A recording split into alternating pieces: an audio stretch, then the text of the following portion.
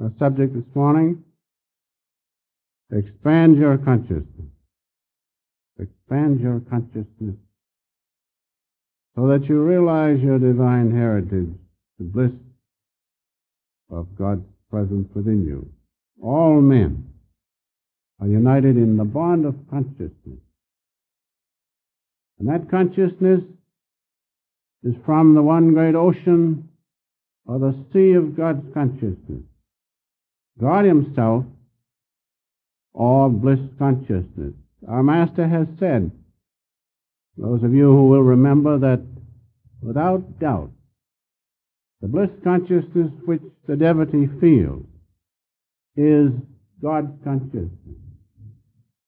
And so you see right within us, even in this morning's meditation, I could not help but notice how peaceful it was, and how we were transported from this worldly duality of restlessness and outward consciousness into that stillness and that sea of consciousness which is God Himself. Our consciousness is simply a part of that great sea of God's presence, but of course it is identified and attached to this worldly dream. Therefore we feel a separation. But in reality, in truth, there is no separation between any one of us and God, if we can but realize it. But as long as we stay in the consciousness of duality, where the separation is felt in ego consciousness, just so long we cannot see the unity of God's presence. And so we have to do something about it. We have to meditate deeply, unite with the unity of God's presence as much as possible, and then break the duality. And when we break the duality, we break this cosmic dream duality, then the unity of God's presence will come, and then the separateness will go. And you will not feel, thou and I, O Father, but as Lord Shankara said, I am He, blessed Spirit, I am He. So there, in a few words, is what we truly are. If we are that, happiness will flow naturally from us. We will not have to coax it to come, but until that time we have to work. But we can always, in our moments of silence, which we should make these periods every day, not just on Sunday and Wednesday and Thursday or whatever meeting nights or days you have, but every day, we should allow God's great consciousness and His great light and His love to flow through us. Then that happiness will come itself, because we are made in the image of God, and happiness within us is natural, spontaneous, and it's right there if we will but make it our own by regular meditation, allowing the great light of God and the power in that light, the great love of God and the power of His love to change us, so that happiness will naturally be with us in every moment. Then who cares where we live? Who cares what we do in this world existence? If you can feel the presence of God, it matters not. But if you have all the money in the world and lots of position and you're thought well of and you do not have God, you have nothing. Because God is all. That's what we must realize. We must understand these false values of this human existence and ascertain and make our own the true values of God's presence within us. If we have that, then we will have true happiness. We will have expanded our happiness from the little satisfaction of worldly desires and the little pleasure that comes to the unending, unceasing, inexhaustible peace and bliss of God's presence. That's what it means by expanding our consciousness. Unfulfilled desires simply means unhappiness. There are three kinds of unfulfilled desires, material desires of which you are familiar. The desires for wealth and for objects of senses and position in this world. When they're not fulfilled, then you're unhappy. Then we have the desires, mental desires. When there's restlessness of the mind, you're most unhappy, because there's no peace at all when the mind is restless. Or when in your mind you have the envy of someone who has a better automobile than you, or a better house, or whatever it is. Then you see this unfulfilled desire. And with that unfulfilled desire comes unhappiness.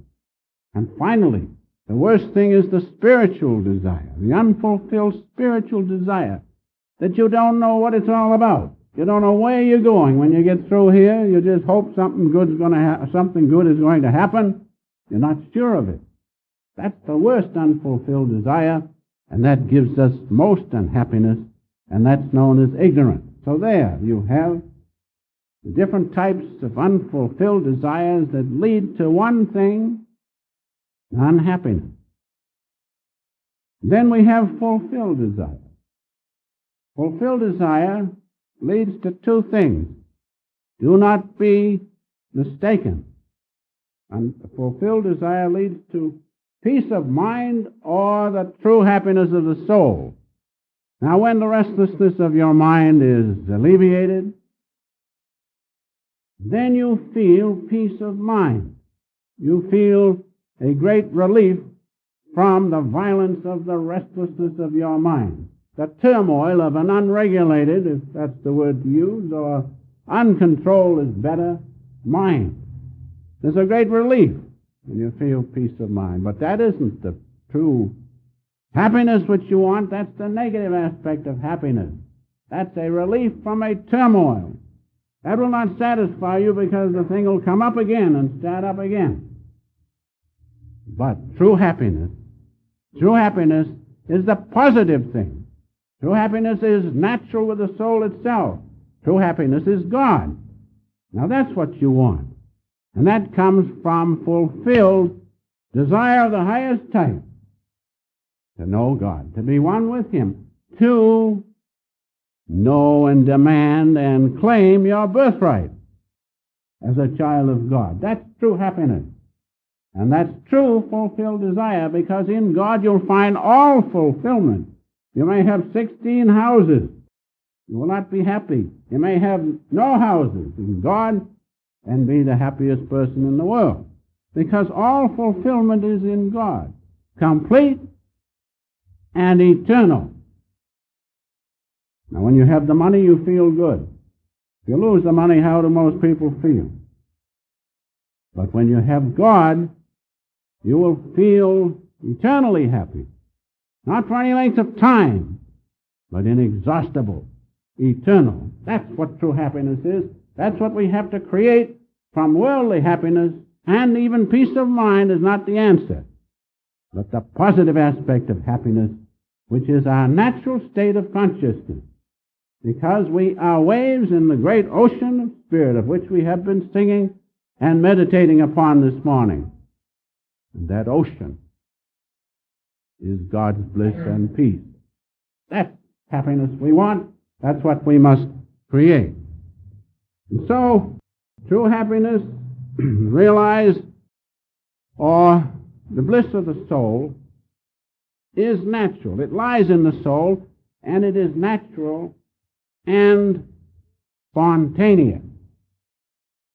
It's bubbling up there, but we have so many troubles, discords, that it can't bubble up. It's just covered up, so to speak.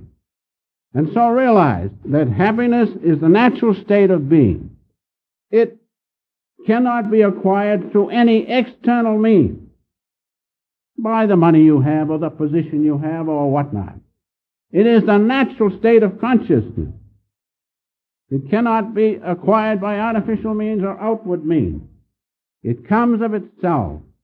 When you remove the obstructions and the inhibitions, then the happiness of God's presence within you, or God Himself, who is bliss, will be there. Remember, happiness, true happiness, not just happiness or pleasure. True happiness is natural and spontaneous. You do not have to create it, you just have to allow it to come up and bubble up within you. Now, going on just a little bit, we see illustrations of this naturalness of happiness within us, this spontaneousness of happiness. We find it in children, little children. They're jumping around and joyful. Why? Because that natural bliss of the soul is bubbling up in them. They've just come over, so to speak, not too long ago, from being with the source of happiness, true happiness, the presence of God within them. And so they're naturally that way. And they feel buoyant, and God's love and His bliss and happiness bubbles up within them. But later in life, when they get mixed up in many things, and marriage and all sorts of things, marriage seems to be the culprit, but that's not the only thing.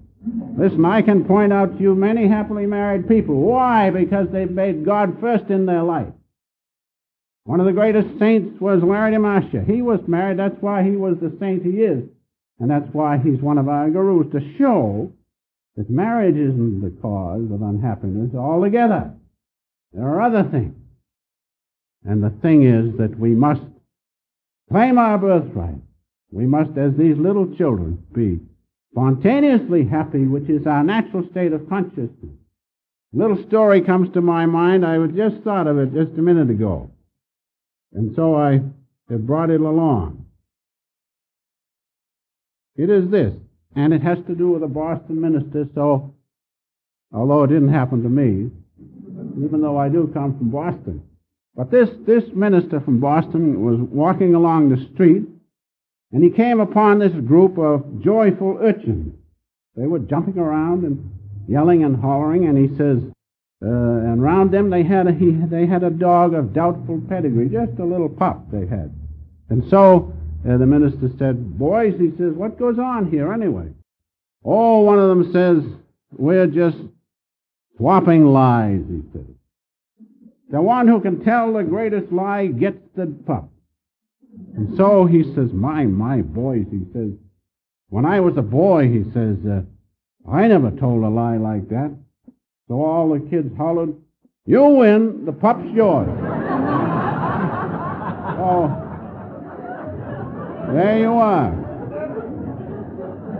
Natural exuberance of children, even though they are urchins around a pup. Now that we've got that off our minds, so to speak, there are others who are naturally and spontaneously happy, and they are the saints.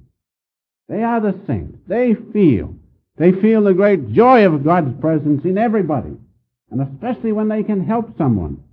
They feel that natural joy and exuberance. Because why? They see God in everyone. They see God in the sinner, and they see Him in the saint. And so they feel God in everything. They have found out that God alone is the answer. Whether it be happiness or opulence or whatever it is God alone, and the saints feel that. And so having Him, feeling God in everybody, that natural joy of God is bubbling up in them, and they feel it all the time, and especially in those who turn toward God. Now, in Psalms, the 5th Psalm, 11th verse, most beautiful. "But let all those that put their trust in Thee rejoice." That's why the saints are joyful.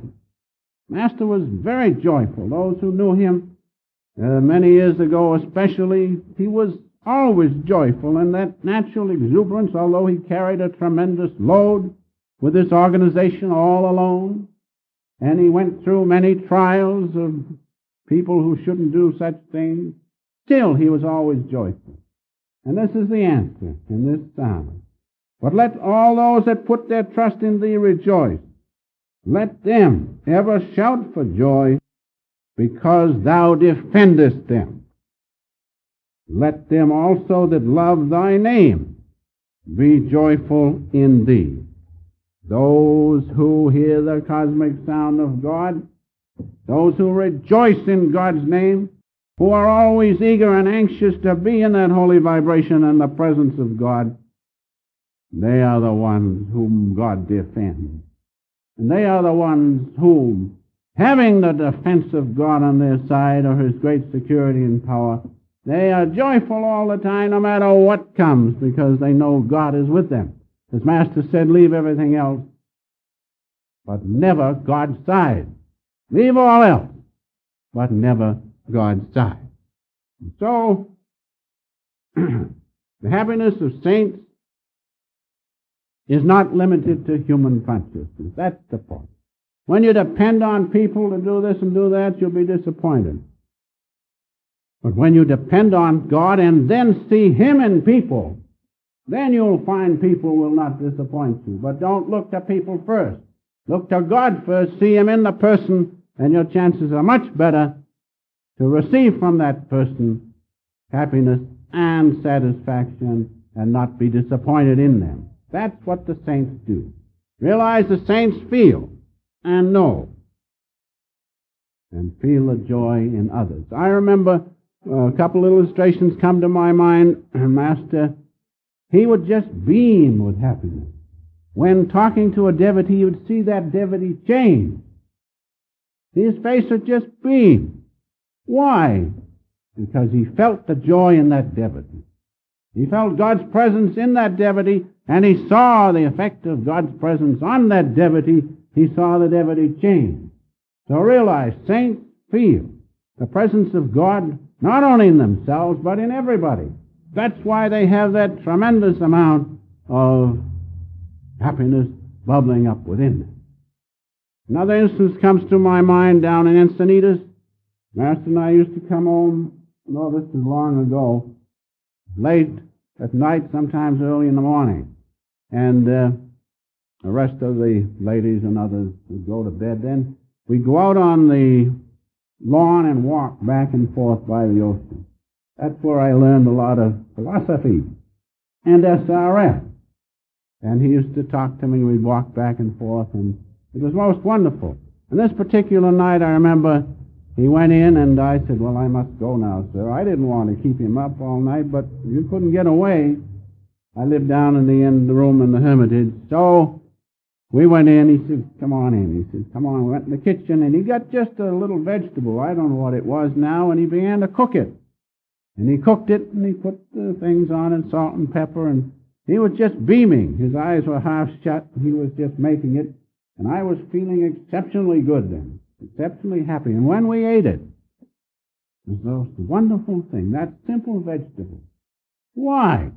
Because he was feeling God's presence, and he was also feeling the effect it had on me. And I remember when I left him that night and walked down to my room. As I went into the room was all lighted by a soft spiritual light. It was most beautiful. So the next morning I told him about what had happened. He said, he says, when I cooked that stuff, he says, I was pretty much in divine consciousness. I said, yes, you were, sir. I saw its effect when I went to my room. And so saints have that exuberance of happiness because they feel God in everybody, not just confined to themselves or their limited action, but they feel the presence of God, especially in devotees whom they are trying so hard to lift up from this ocean of delusion. When we think of others, and when we serve others, that's when we expand our happiness.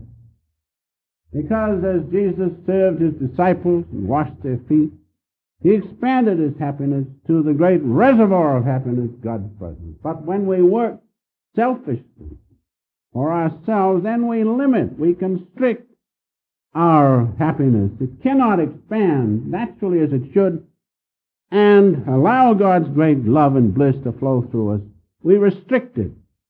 We circumscribe it when we work for ourselves and not for others, because then we're working not for God alone, but for our own personal reasons and ambitions. Understand that. If you want to expand your happiness, see God in everybody as the saints do. Work to please them by pleasing God. Don't expect anything from others, you'll be disappointed. But if you see God in others, then whatever he gives you is all right. Let come what will, Master used to say. When he was putting out the food, we used to eat a lot in those days. Could eat more than I can now. I don't want to now, of course. And sometimes an extra big piece would fall off. And I'd say, no, sir. Oh, he says, what comes of itself, let it come. So, what comes of God's presence, let it come. But you have to be true with God because he knows whether you mean that or not. Because he is behind our thoughts and all things.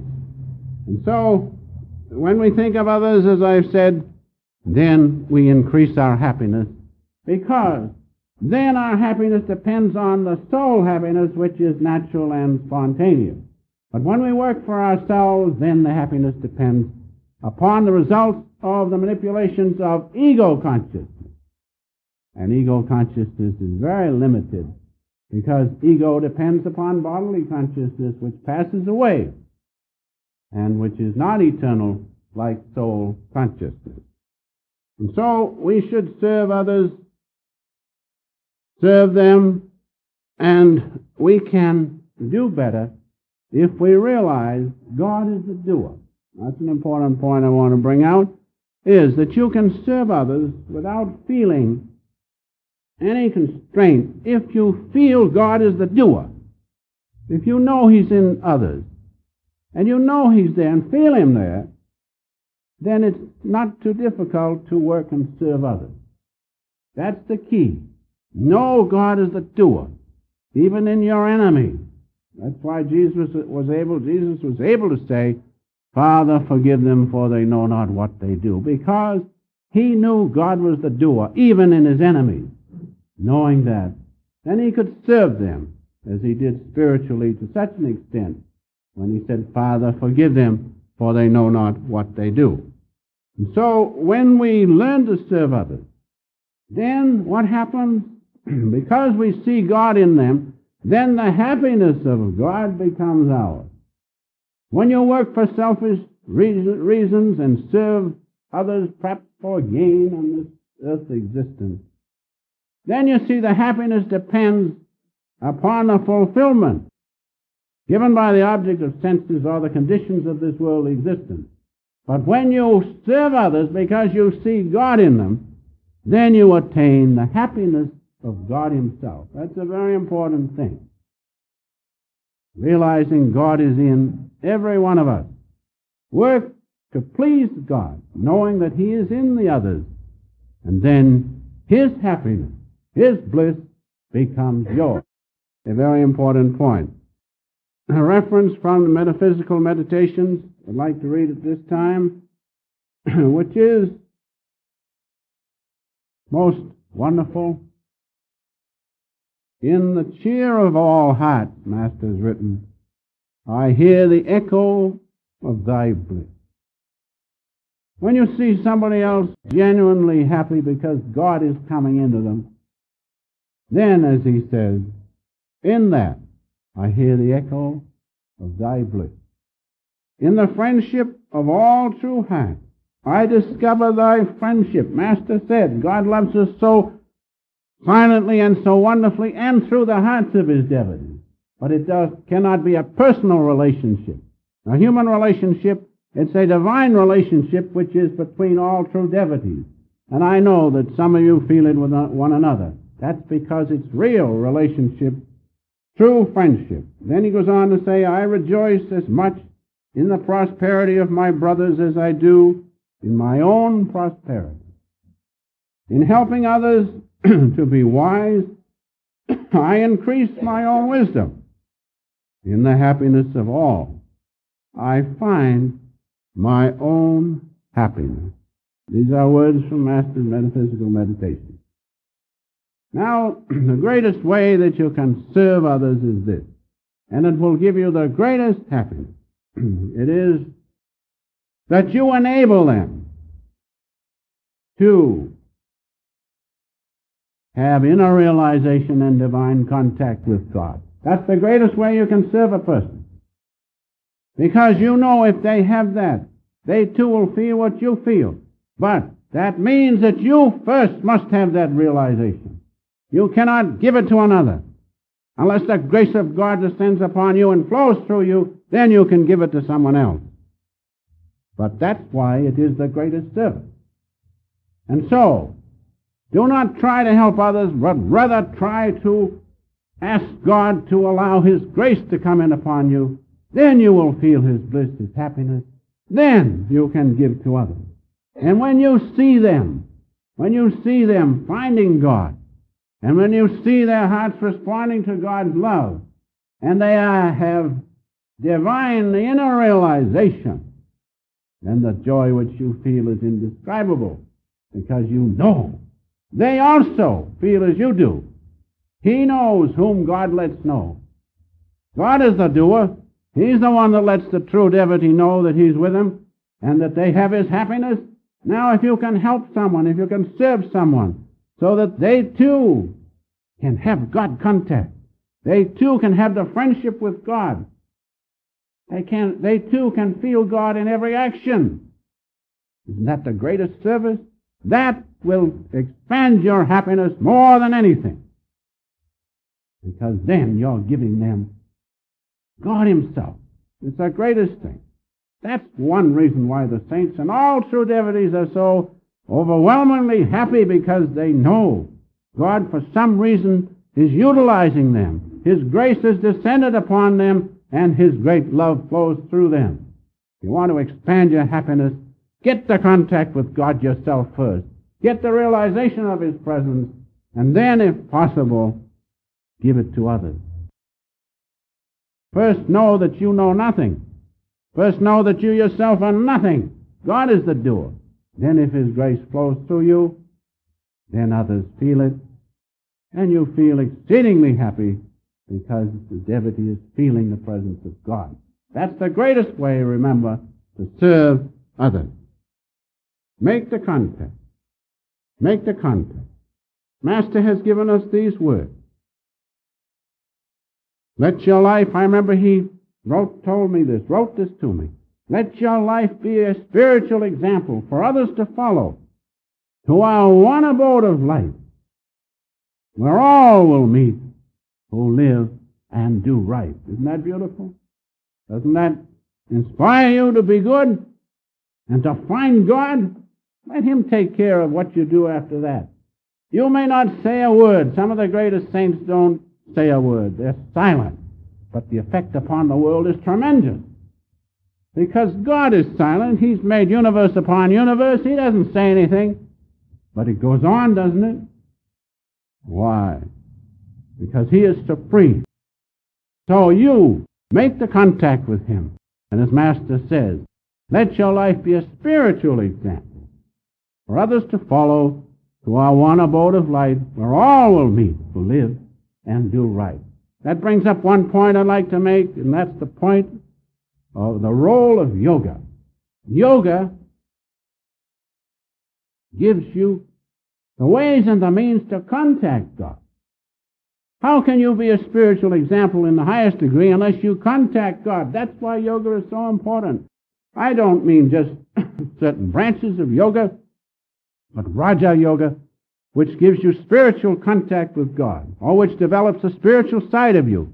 Yoga is very important, because if you follow yoga left by one as our beloved Master, who had the contact with God, who lived in God, and through whom God flowed so wonderfully, if you follow him, follow the yoga he has left, you too will attain that contact, and then you can do some real good in the world. If God flows through you, His grace descends upon you, He can use you in His own way. But first you have to know Him through yoga. Yoga means union. So realize, self-realization has a great part to play, because it has taken and does take ordinary religion out of the realm of ideas, orthodoxy and creed. It gives them the ways and the means to feel God, not as an idea, but as a reality, as something tangible, as His great cosmic sound, His great light, eternal light, and above all, His great love. That's why yoga is so important, because it now gives to the world something that they can utilize to make God not an idea, but a reality within themselves. Having that, then they can take God with them in every action, not as an idea, but as a real, tangible force, the very force of their existence, their very life itself. Yoga is very important because it gives us the ways and the means to contact God. And so finally, radiate the soul's natural exuberance.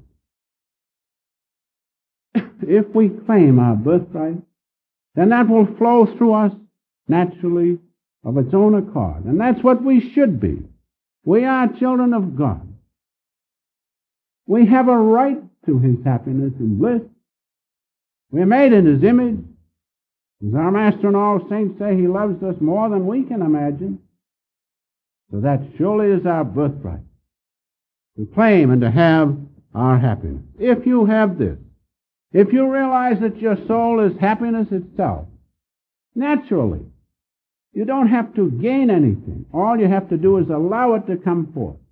If you can realize this, that within you is the natural exuberance and happiness of the soul, then you will naturally expand your happiness from this limited worldly consciousness with its peace of mind and happiness to that unending, eternal bliss of God, real happiness, unending happiness.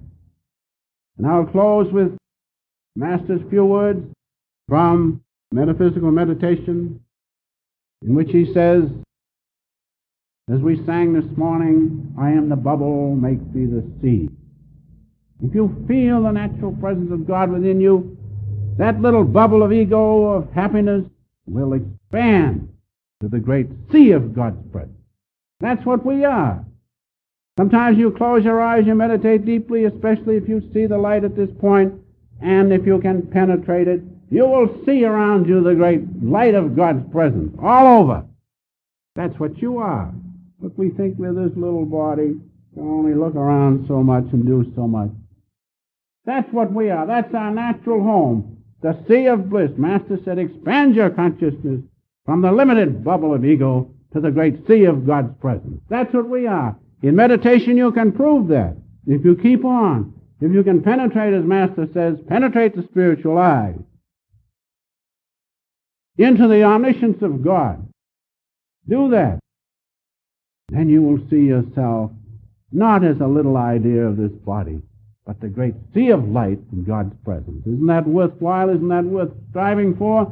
If you do that, you will have expanded your consciousness from the little ego to the great sea of God's presence. And finally, from the Metaphysical Meditations, and this is the most wonderful thought which Master has given us in this little book, where it reads as follows: I want no monument on the mountains of human fame. They don't amount to anything. I talked to one of the greatest artists of our time, and I was saying how wonderful it was where you were all over the world and sang this place in that way. She says, forget it. It's nothing. But what I feel of the presence of God is reality. Now that's from one of the greatest. And so Master says, I want no monuments on the mountains of human fame. I want secretly to remain in the caves of divine love, in God-tuned soul, and silently to serve them with invisible thought of helpfulness. What a humbleness. What a beauty. What a replica of God's great love and His light and His bliss.